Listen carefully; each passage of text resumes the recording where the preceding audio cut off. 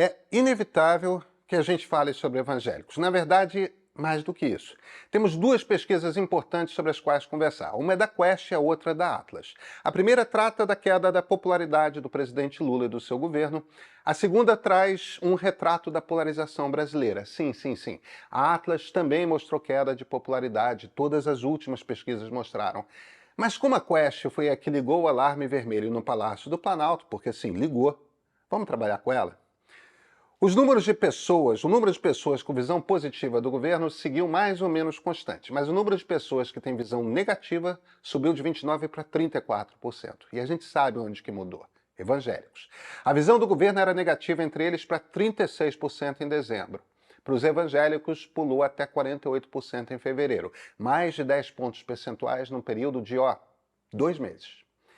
É claro que comparar as ações de Israel com as de Hitler não ajudou em nada, né? 60% dos brasileiros acham que Lula exagerou. Quer dizer, todo mundo que não gosta de Lula, mais uns tantos que gostam do presidente, acham que ele errou feio. Mas não é só isso.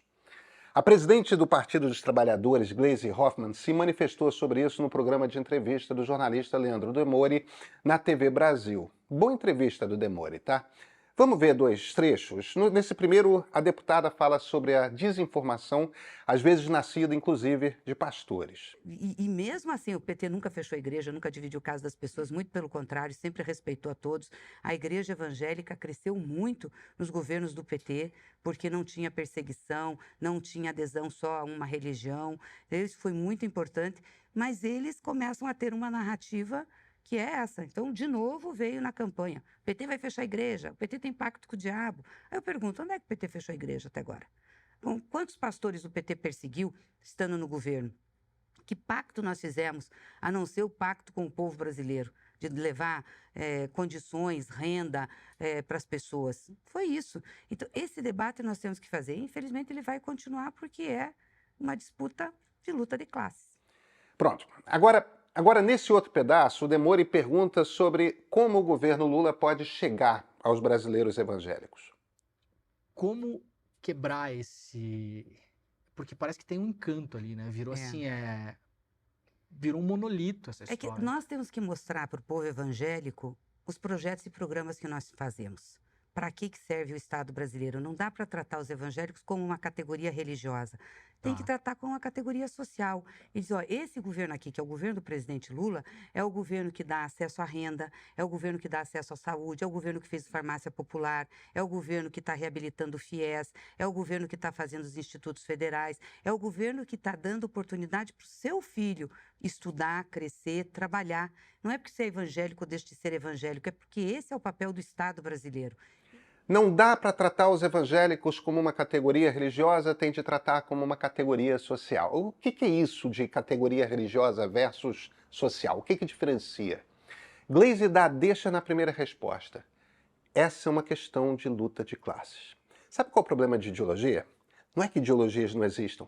É quando você perde a noção da sua própria ideologia. Todos pensamos sobre política ideologicamente. Eu penso, todos vocês pensam. Porque ideologia é uma lente nas democracias ocidentais contemporâneas. Há três grandes ideologias disputando espaço. Da esquerda indo em direção à direita, socialismo, liberalismo, conservadorismo. Todos terminamos em uma dessas três caixas. A gente interpreta o mundo através da lente que escolhemos usar. Mas se você perde a noção de que está enxergando o mundo através de uma lente, se você passa a acreditar que sua lente é a única possível, aí você deixa de perceber que os outros também estão usando lentes. E não é a sua. Gleisi e muitos no PT, e isso inclui o próprio Lula, perderam a noção de que estão usando lentes. E isso está impedindo eles de compreender o Brasil. Eu sou Pedro Doria, editor do Meio. A gente está aqui falando de evangélicos, mas deveríamos, às vezes, falar também do agro. Sabe por quê?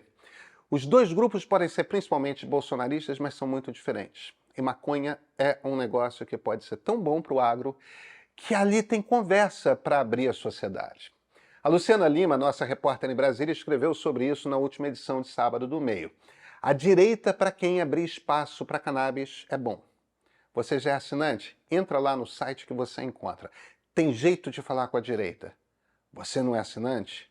A matéria explica muita coisa. Eu, se fosse você, assinava. Vem. Esse aqui? Esse aqui? Esse é o ponto de partida.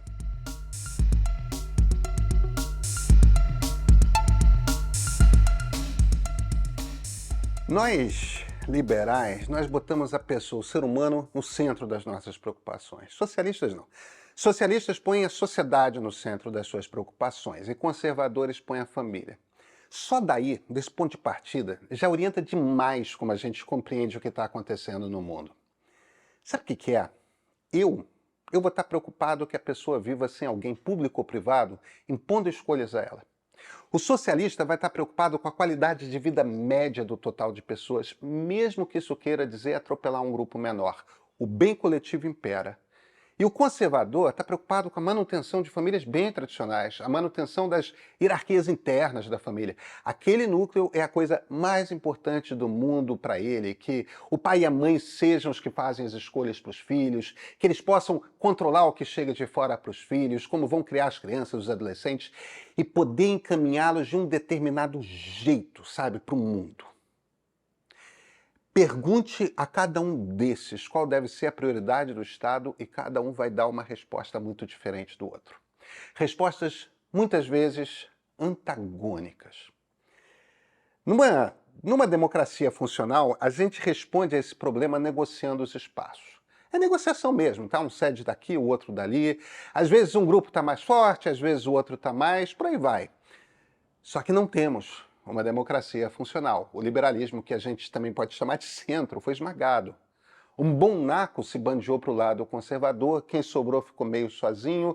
Isso é importante porque quando na conversa só tem direita e esquerda, as arestas viram escarpas. Quando só tem conservador e socialista, não tem muito espaço de negociação. O centro, por ter pontos de contato com ambos, é uma peça fundamental na construção de conversas possíveis, na construção de maiorias para determinados projetos. Qual é o erro da avaliação da deputada Gleisi Hoffmann do presidente Lula? Eles acreditam que o problema é econômico. É aquele modelo de política do James Carville para o Bill Clinton nos anos 90. É economia, estúpido. Se a economia vai bem, o presidente se reelege. Se vai mal, ele perde. Esse modelo não funciona mais há pelo menos 10 anos. Mas uma das razões fundamentais que os levam a compreender a coisa como um problema econômico é a ideologia. Eles acreditam que a luta de classes é o que organiza os conflitos na sociedade. É uma briga de espaço entre quem tem dinheiro e quem não tem. Acreditam que, naturalmente, quem não tem dinheiro vai perceber quando um governo tem seus interesses econômicos como prioritários. Como é que a deputada diz? Esse governo do presidente Lula é o que dá acesso à renda, é o que dá acesso à saúde, é o governo que fez farmácia popular, é o governo que está reabilitando o FIS, é o governo que está fazendo os institutos federais, é o governo que está dando oportunidade para o seu filho estudar, crescer, trabalhar. Só que não é essa a preocupação do evangélico. Veja, não é que ele não queira farmácia popular, FIS, outros programas. Ajuda, a pessoa quer. E sim, ela quer que o filho estude e trabalhe, mas que escola é essa? O que vai ser ensinado nessa escola? Que professores são esses e que ideias eles trazem para os filhos? E tem outra. Essas pessoas querem trabalhar, querem crescer por conta própria, enriquecer. Não querem passar para ninguém a impressão de que estão ganhando alguma vantagem. Olham com profunda desconfiança para uma pinca de ideias que vem da esquerda sobre gênero, sobre raça, sobre sexualidade, porque estão convictas de que essas ideias ameaçam a natureza das suas famílias. E elas querem ter o controle sobre o que entra no ouvido dos seus filhos, o máximo que der. Essa ideia é chave. O Gleisi acha que essas pessoas estão sendo enganadas, estão recebendo mentiras e por isso não estão preocupadas com o que deveriam realmente se preocupar. Não é isso que está acontecendo. Essas pessoas têm valores reais e querem ser ouvidas a esse respeito. As eleições não são mais tanto sobre economia. Não é que a economia tenha se tornado desimportante. É só que valores se tornaram mais importantes na maneira como o eleitor decide seu voto. Gleisi pode olhar para essas pessoas, para a maioria delas, e pensar: a sociedade é organizada pela luta de classes e essas pessoas são pobres. Portanto, o governo que as beneficia é um governo de esquerda. O que os evangélicos estão dizendo para quem realmente estiver disposto a ouvi-los é outra coisa. Eles estão dizendo que sua preocupação fundamental é com ter o controle sobre o que ocorre nas suas famílias. É com um determinado conjunto de valores. Eles olham para o governo e acham que o governo não compartilha desses valores. E olha, a sua leitura está corretíssima. Este governo não compartilha desses valores que eles têm. Acontece.